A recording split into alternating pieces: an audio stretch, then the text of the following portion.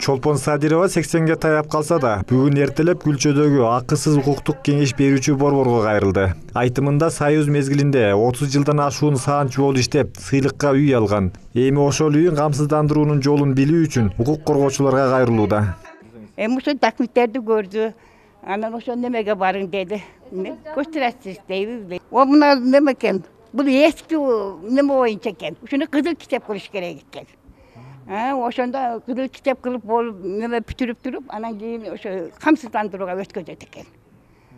Күлчө айылындагы акысыз укуктук кеңеш берүүчү борбор өткөн жылдын ноябрь айында ишке кирген. Бул аралык ичинде 700гө чукул адам жардам сурап кайрылды. Адистер жоңгора жардам берип койбостон, жыйынтыгын чыгарууга да жардам берип келишет. Жардам алгандардын бири Катя Осмонова баласы эркинен ажырап калуу коркунучунда турганда, укук коргоочулардын акысыз жардамы менен соттон акталгандыгын айтат.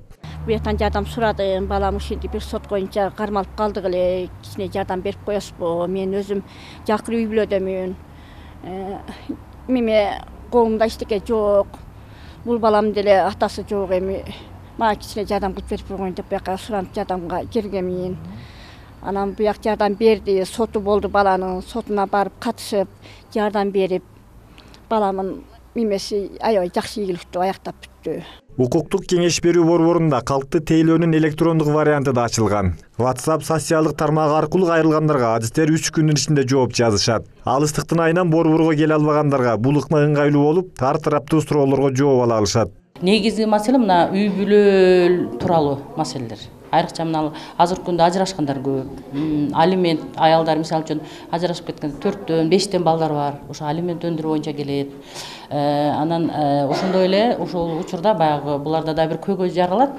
Эки үй бүлөнүн ортосунда баягы үй бүлөлүк бөлүш, аял менен күйөөсүнүн ортосунда мүлктүк талаш тартыштар болот. Ошол маселелер боюнча көбүрөөк кайрылды мен байкаганда. Аталган иш-чара Бириккен Улуттар уюмунун өнүктүрүү программасынын сот адилеттигине мүмкүнчүлүктү кеңейтүү долбоорунун колдоосу менен жүргүзүлүп келет. Бүгүнкү күндө Кыргыз Республикасынын Адилет министрлигинин өнөктөштүгү менен биргеликте өлкөдө 11 укуктук борбор ачылган.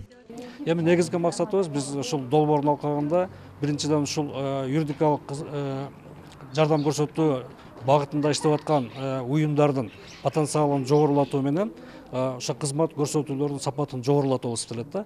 Экинчи максатыбыз бул ошол жергиликтүү калктын өзгөчө калктын айырылуу катмарларынын юридикалык аң сезимин жогорулатуу болуп эсептелет. Аталган долбоор быйыл өз ишин аяктайт. Бирок негизги каржылоочу тараф Финляндия өкмөтү долбоорду дагы 4 жылга узартуу үчүн каражат бөлүүгө даяр экендигин билдирген. Эскерте кетсек, укуктук борборлор түзүлгөндөн тартып 6000ден ашуун жаранга кызмат көрсөткөн. Чынарбек Алипбеков, Кудайберди Дыканов, Ош Фильм жаңылыктары, Алай районунан.